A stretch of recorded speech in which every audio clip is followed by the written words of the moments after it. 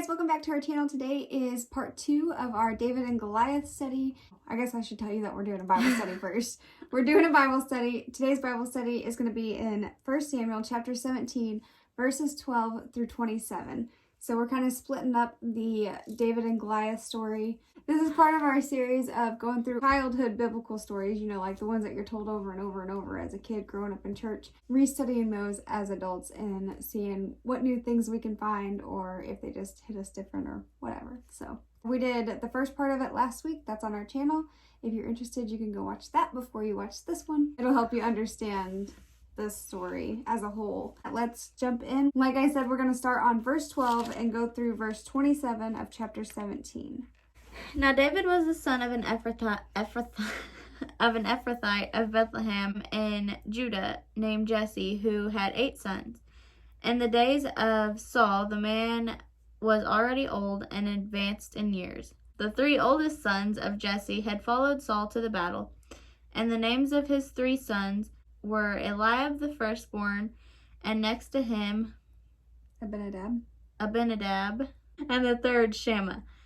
David was the youngest. The 3 eldest followed Saul, but David went, how far am I reading? 17? Back and forth from Saul to feed his father's sheep at Bethlehem. For 40 days the Philistine came forward and took his stand morning and evening. And Jesse said to David his son, "Take for your brothers an ephah of this parched grain and these 10 loaves, and carry them quickly to the camp to your brothers. Also take these 10 cheeses to the commander of their 1,000. See if your brothers are well, and bring some token from them." I love me some 10 cheeses. I love me some more than 10 cheeses. Cheese, please. Last week it told us about like how the battle was fixing to start. Both the Philistines and the Israelites were set up on each side of a hill, right? Mm-hmm. Then it told us that there was a great giant Philistine who kept kind of taunting the Israelites into somebody coming out and battling him because he was proud and boastful enough to think that he could beat anyone. So now it's telling us, it's given us a little bit of background, I think, on who David is. In the chapter before this, it talks about how David, the shepherd boy, was anointed. So I think it's what it is. Yeah. He's already been chosen by God before this happens. It's now telling us who he is more specifically. And that is that he is the son of Jesse of Judah, who also had 8 sons, and David was the youngest. And it's talking about how 3 of these sons were the 3 oldest sons were part of the army where this battle was taking place. So, and then David was kind of the in-between. He went back and forth making sure everybody had food. He was the runarounder. Everybody was, taken care of. And also, he was taking care of his dad's flock while he was doing that too. Also take these 10 cheeses to the commander of their 1,000s. So, it probably refers to the military unit of an undetermined size. So, 1,000s was just like a very generic, there's a whole bunch of people there. Alright, so now we're going to read verses 19 through 23. And they say, "Now Saul and they and all the men of Israel were in the valley of Elah fighting with the Philistines. And David rose early in the morning and left the sheep with the keeper and took the provisions and went. And Jesse had commanded him. And he came to the encampment as the host was going out to the battle line, shouting the war cry. And Israel and the Philistines drew up for battle, army against army.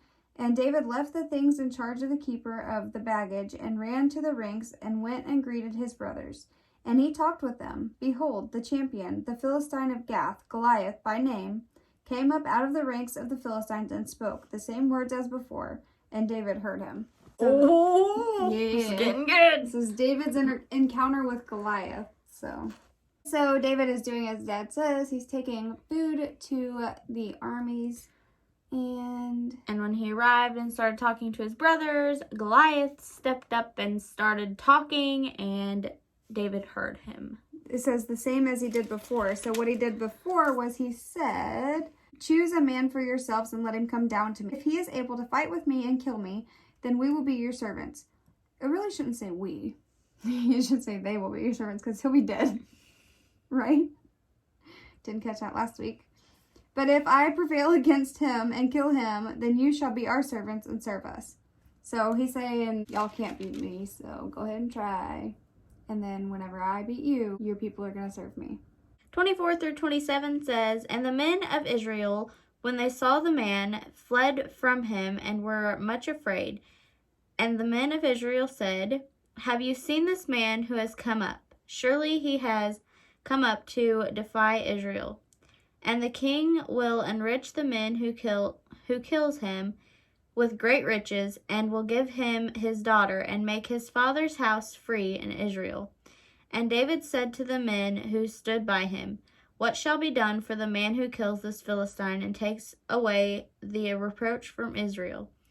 For who is this uncircumcised Philistine that he should defy the armies of the living God? And the people answered him in the same way, So shall it be done to the man who kills him. So do you think David is like, what can I get out of this? Yeah, I feel like that's... Or do you think that he's just genuine curiosity? Like, I don't know. You're willing to pay that? I mean, you're willing to give that much for somebody to kill this guy? I feel like it's like his little wheels are turning in his head. Like, what can I get out of this? David witnesses all this stuff, and then everyone, the whole army is like, nah, not me. I'm out. He's too big for me. No. So then David sees all these people, all these big, strong, prepared soldiers that are chickening out. And he's like, what in the world? Like, what's going on here? Don't you know that we are God's army? Like, we are God's children. Have a little faith, man. Step out. Right. Then he enters this conversation with somebody else, probably. It says, and the men of Israel. But I would guess that they're probably not all saying the same thing at the same time. So yeah. Probably like whoever's in charge of them maybe, or somebody who just chose to speak up at that time is saying, have you seen this man? He's huge. The king would do anything for whoever will come up against this man and get rid of him.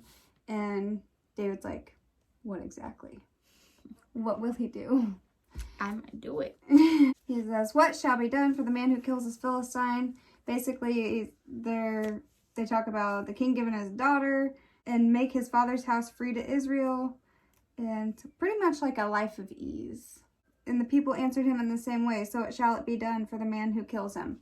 So they're certifying that whoever kills Goliath, whoever gets rid of him and makes him a problem no more, will greatly benefit. And that's where we're going to end today. Cliffhanger. So that is it for this week's Bible study. Be sure to come back next week, and we won't finish, but we will continue David and Goliath and the climax. I think. Is it the climax? I think so. I think it is. Yeah, I think we will. You better come back and see for yourself. We also post videos on Wednesdays. On Wednesdays and Fridays. Wednesdays we do Weird Bible Words with Amber and Mariah. And Fridays we do fun videos, food, fashion, DIYs, makeup, whatever we feel like that week. This week you guys are getting activewear from Shein. Don't tell anyone. Shh, it's a secret. Other than that, we hope you guys have a good day, have a good week, and don't forget to shine. We'll see you in the next one. Bye. What's a parched grain? A grain that's been parched. Dried out grain? Yes. How'd you get so smart? Wait, I figured that out on my own. All you said was a grain that's parched. You get no creds.